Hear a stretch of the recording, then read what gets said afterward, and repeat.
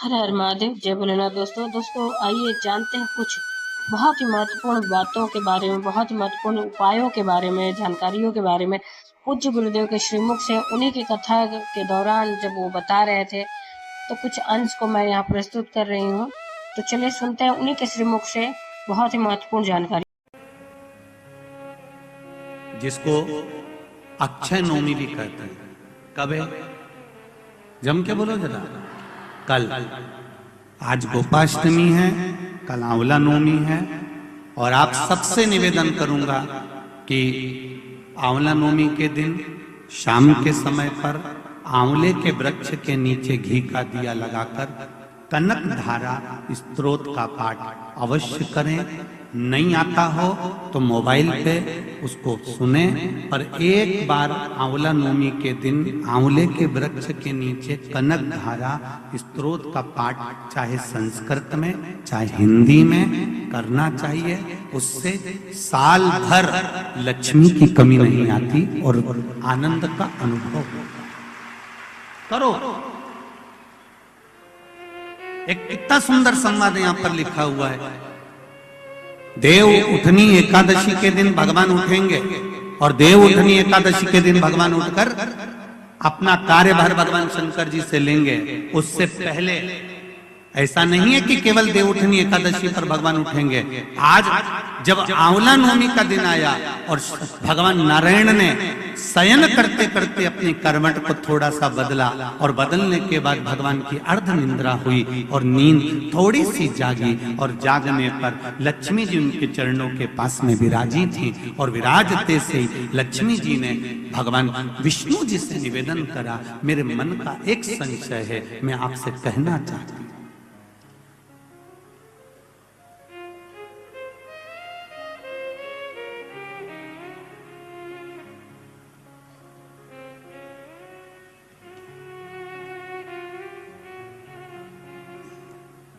यह हमारे मन का भाव है कि हम भगवान को देव सोनी एकादशी पर सुलाते हैं और देव उठनी पर उठाते हैं।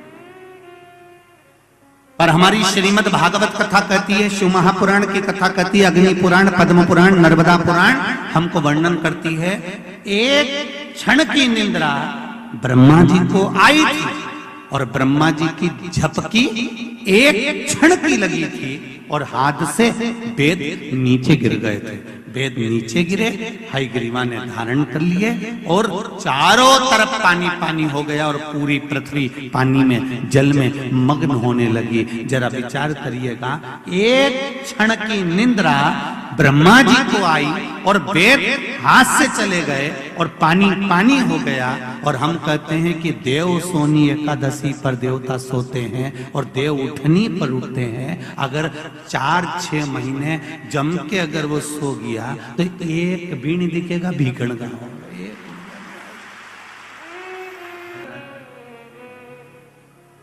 ये सोने की तो भगवान की लीला है। अगर सही तरीके से देखा जाए तो मेरा परमात्मा कभी नहीं सोता, वो तो हर पल, हर घड़ी, हर क्षण आपके लिए तत्पर बैठा रहता है। आपने आवाज लगाई और वो भागा। देव सोनी एकादशी पर भगवान सोए और देव उठनी एकादशी पर भगवान उठ रहे हैं। उससे पहले जो आंवला नवमी आई, इसको अक्षय नवमी कहा जाता है, इसको आनंद की नवमी कहा जाता है, भंडार भरने वाली नवमी कहा जाता है। उस दिन दिया गया, भरा गया, पुण्य समाप्त नहीं होता, इसलिए इसको अक्षय नवमी भी कहा जाता है। तो लक्ष्मी जी के मन में भाव उत्पन्न हो गया। लक्ष्मी जी ने कहा, प्रभु मेरे को पूछना है आपसे कुछ, मेरे मन का संशय मिटा दीजिए। तो भगवान ने पूछा, वो संशय कौन सा?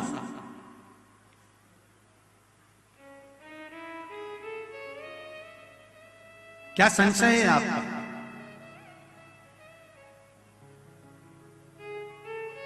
मेरा संशय केवल इतना सा है, क्या सोने से पहले आपने भगवान शंकर को पूरी सृष्टि का भार दिया था?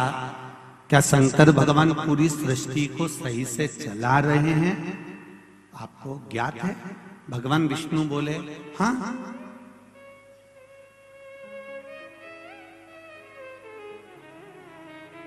चला रहे। संशय मिटा दो। भगवान ने कहा कौन सा संशय? मुझे थोड़ी सी परीक्षा ले। अभी तक नारायण भगवान करवट लिए थे, आज नारायण भगवान सीधे होकर पूछ रहे हैं परीक्षा आपको लेना है? हाँ। लक्ष्मी विचार कर लेना। लक्ष्मी तुम्हारे मन में क्या शंकर भगवान के प्रति भेद उत्पन्न हो रहा है? शिव जी के प्रति भेद उत्पन्न हो रहा है? मेरा एक निवेदन पूर्ण श्रोता भाइयों से निवेदन है, शंकर भगवान पर कभी भेद उत्पन्न मत करना। क्या शिव जी को जल चढ़ाने से ऐसा होता है? क्या बेलपत्री खाने से ऐसा होता है? पहले चढ़ाकर देखो, खाकर देखो, लाभ हो तब विचार करिए क्या हाँ होता है। को हम अपने जीवन में उतारे कि आंवला नवमी के दिन आंवले के वृक्ष के नीचे कुछ खाने का नियम क्यों है? बोलो, यहाँ से पहले लोग आंवला के पेड़ के नीचे पिकनिक मनाने जाते थे कि नहीं जाते थे? आंवले के वृक्ष के नीचे बैठते कि नहीं बैठते? क्यों? कोई तुमसे पूछे, कल के बच्चे तुमसे प्रश्न कर लेंगे, मम्मी ये आंवले के वृक्ष के नीचे क्यों पूजन करती हो? आंवले के पेड़ के नीचे क्यों जाती हो? आंवले के वृक्ष के नीचे पिकनिक मनाने क्यों जाना चाहिए? आंवले के वृक्ष के नीचे कुछ क्यों खाना चाहिए? आंवले के नीचे बैठकर दीप क्यों जलाना चाहिए? आज के बच्चे, जो विज्ञान का युग है, इस विज्ञान के युग के बच्चों को विज्ञान के साथ जोड़कर बताना पड़ेगा आपको कि आंवले के वृक्ष की महत्वता क्या है।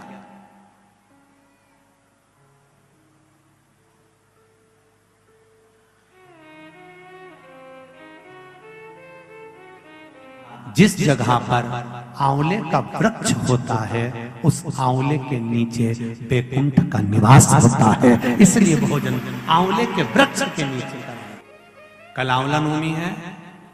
आंवले के वृक्ष की पूजन मेरी माताएं, मेरी दीदियां, मेरी बेटियां जब करें, भाई लोगों से भी निवेदन है, समय निकाल कर, केवल माताओं के लिए आंवले का वृक्ष नहीं है, आपके लिए भी है।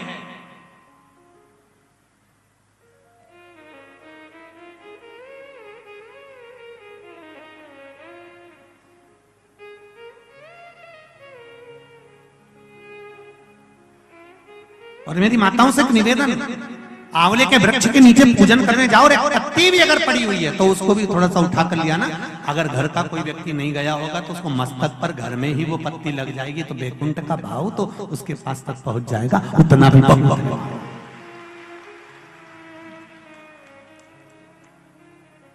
हमने मारवाड़ में देखा है कि आंवले के वृक्ष की पूजन करते समय माताएं आंवले की छाल का भी स्मरण करती है। अपनी चीटी उंगली अंगुष्ठ से मारवाड़ी माताएं उसको भी अपने पल्लू में लेकर आती है, दीप प्रज्वलन करती है, उसको अलमारी में लाल वस्त्र के अंतर्गत तिजोरी में रखती है। क्यों? क्योंकि वो बैकुंठ का एक हिस्सा, बैकुंठ का एक भाव। ब्रह्मदेव करें आंवले के वृक्ष के नीचे शंकर भगवान भोजन कर लें तो बैकुंठ के भोजन का फल मिलता है।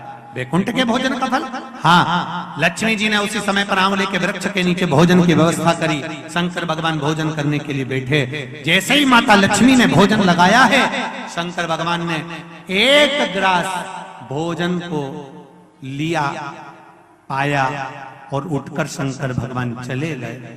थोड़ी देर बाद वापिस लौट कर आ गए, बैठ गए। पूछा महारानी ने, माता लक्ष्मी ने, मेरे शंभु, मेरे बाबा, मेरे भोलेनाथ, मेरे प्रभु कहाँ चले गए थे आप भोजन की थाली को छोड़कर? तब शिव जी कहते हैं, कोई 4 संत भूखे रह गए थे, उनको भोजन कराने चला गया था। लक्ष्मी जी ने कहा, आप सृष्टि के सही संचालन कर रहे हो। मैं जान गई आपको कि आप सृष्टि के सही संचालन करता हो। एक मन की अभिलाषा है, अगर आप पूरी कर दें तो। एक मन की अभिलाषा है, आप अगर पूरी कर दे तो। शिव जी ने पूछा, क्या? मेरा मन है। आप अगर ब्रह्म मुहूर्त में सुबह का समय भोजन ग्रहण कर रहे हैं तो शाम का भोजन भी मेरे ही इस बैकुंठ में श्रवण भोजन ग्रहण करें। शिव जी ने कहा, शाम को तो मैं पार्वती के साथ भ्रमण पर निकलता हूं, पर दोपहर के समय पर मैं आपके यहाँ भोजन करने फिर आऊंगा। अब की बार लक्ष्मी जी ने भोजन कराने बैठने से पहले माता लक्ष्मी ने 5 चींटियों को एक डब्बी में भरकर बंद कर दिया।